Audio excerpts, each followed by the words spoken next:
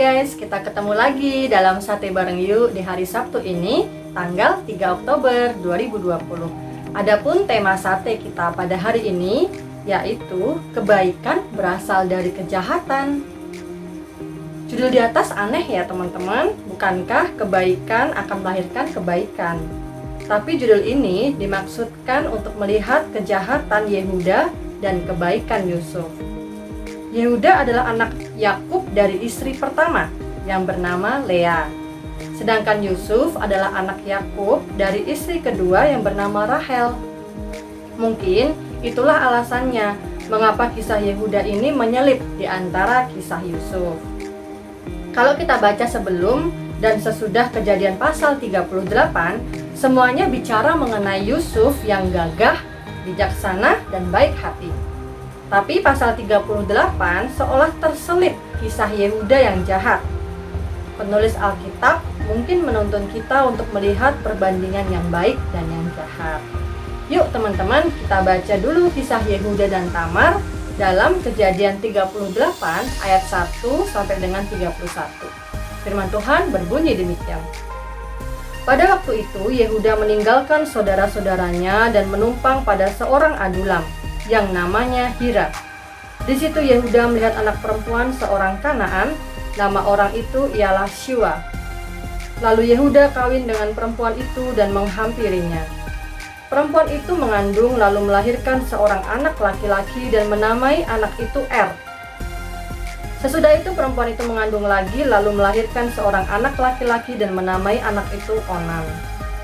Kemudian perempuan itu melahirkan seorang anak laki-laki sekali lagi dan menamai anak itu Shelah. Yehuda sedang berada di Kezib ketika anak itu dilahirkan. Sesudah itu Yehuda mengambil bagi Er anak sulungnya seorang istri yang bernama Tamar. Tetapi Er anak sulung Yehuda itu adalah jahat di mata Tuhan, maka Tuhan membunuh dia. Lalu berkatalah Yehuda kepada Onan, "Hampirilah istri kakakmu itu, kawinlah dengan dia sebagai ganti kakakmu dan bangkitkanlah keturunan bagi kakakmu." Tetapi Onan tahu bahwa bukan ia yang mempunyai keturunannya nanti.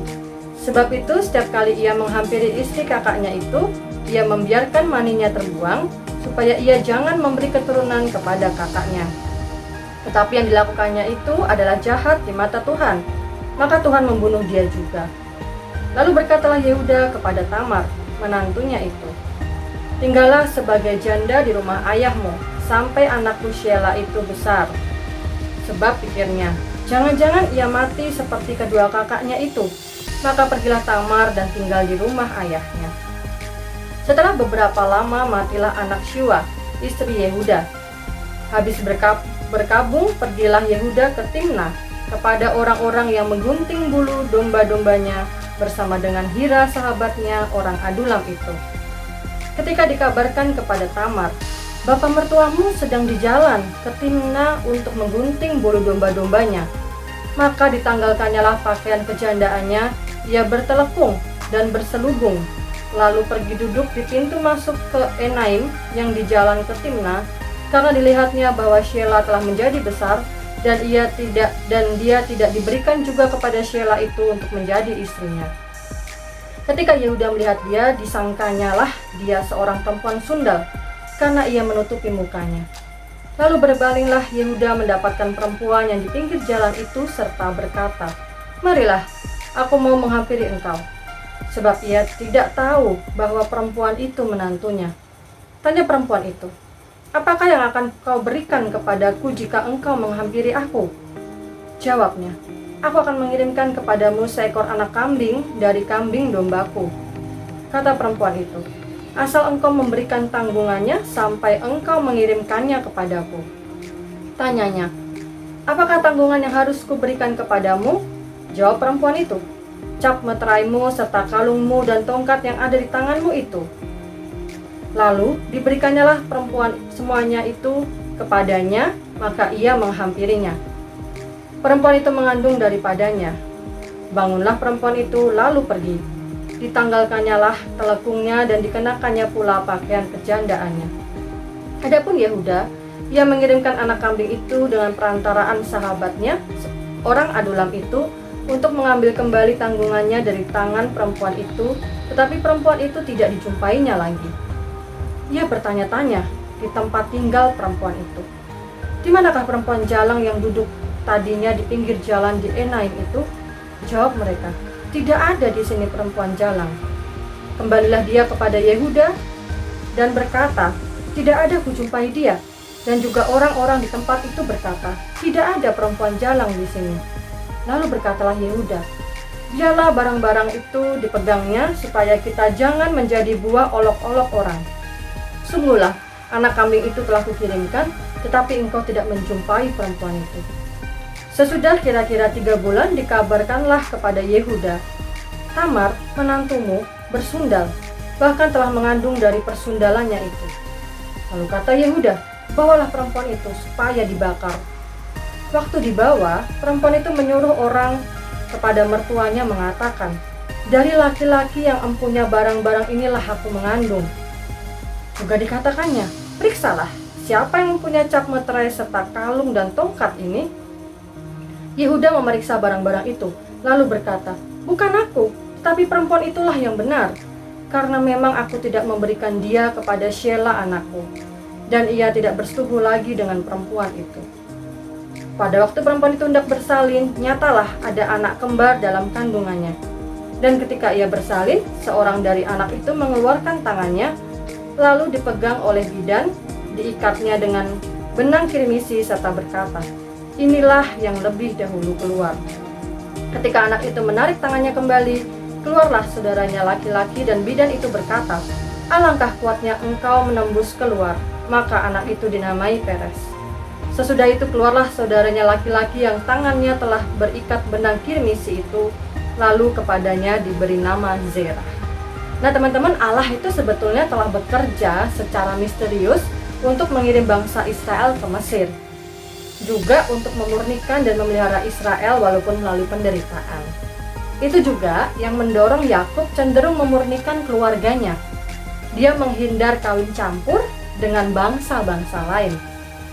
Tapi akhirnya teman-teman tidak terelakkan bahwa keluarga Yakub akhirnya penuh liku dan tipu. Mungkin karena Yakub mencuri berkat dari ayahnya Ishak, maka keluarga Yakub sebenarnya berantakan. Banyak skandal seksual terjadi di sana. Lihat saja, istri Yakub ada banyak, 4 orang loh teman-teman. Istri pertama namanya Lea. Dan Lea mempunyai seorang budak perempuan yang namanya Silpa. Istri kedua yaitu Rahel, dan Rahel pun memiliki budak perempuan bernama Bilha. Pada waktu itu, budak dari istri memiliki arti yang sama dengan istri itu sendiri. Tapi Ruben, anak Lea yang tertua, malah meniduri istri Yakub, yaitu Bilha. Nah, kisah di atas tentang anaknya Yakub bernama Yehuda, yang kelakuannya lebih parah lagi. Pertama, Yehuda menikah dengan orang Kanaan yang tidak percaya pada Yahweh. Kedua, Yehuda membatalkan janjinya kepada menantunya Tamar untuk memberikan anaknya Shelah sebagai suami untuk Tamar. Dan yang ketiga, Yehuda meniduri menantunya Tamar yang menyamar menjadi pelacur. Pikirnya Yehuda keliru karena sebenarnya di Kanaan tidak ada pelacur. Pada saat itu sesungguhnya Tamar sendiri tidak sedang dalam upaya untuk menggoda Yehuda. Namun, tetap saja Yehuda melakukan dosa seksual terhadap Tamar. Nah, kita bandingkan dengan Yusuf, yang walaupun digoda secara aktif oleh istri Potifar, tetapi dia enggak jatuh dalam dosa seksual. Nah, rencana Tamar memang tidak lazim teman-teman, tapi dia memang menuntut garis keturunan pengganti suaminya yang almarhum. Akhirnya Tamar hamil, dan identitas ayah anak itu juga terbukti. Pada titik inilah Yehuda bertobat, mengaku kesalahannya, dan menyatakan Tamar lebih benar daripada dirinya sendiri. Terdapat di ayat 27. Singkat cerita teman-teman, walau nama Yehuda tidak menonjol dalam kitab Kejadian dan jarang disebut, tapi dari Yehuda lah garis keturunan Sang Mesias. Tamar melalui anaknya Peres memainkan peran dalam garis keturunan Sang Mesias. Daud, Raja Israel, merupakan salah satu keturunan Yehuda yang terhormat. Itulah sebabnya teman-teman, Yehuda menjadi asal nama dari Yahudi. Oke, mari kita kembali ke judul di atas ya guys. Bisakah dari keburukan melahirkan kebaikan? Disitulah otoritas Allah. Di antara segala keburukan Yehuda, sungguh ajaib bahwa Tuhan tetap memilih keturunan Yehuda. Yesus adalah keturunan Yehuda, bukan keturunan Yusuf. Kisah di atas memberi makna bahwa yang pertama teman-teman, Tuhan bekerja bukan bergantung pada siapa diri kita. Di dalam anugerahnya dan bijaksananya, Tuhan dapat memilih siapa saja untuk menjalankan kehendaknya.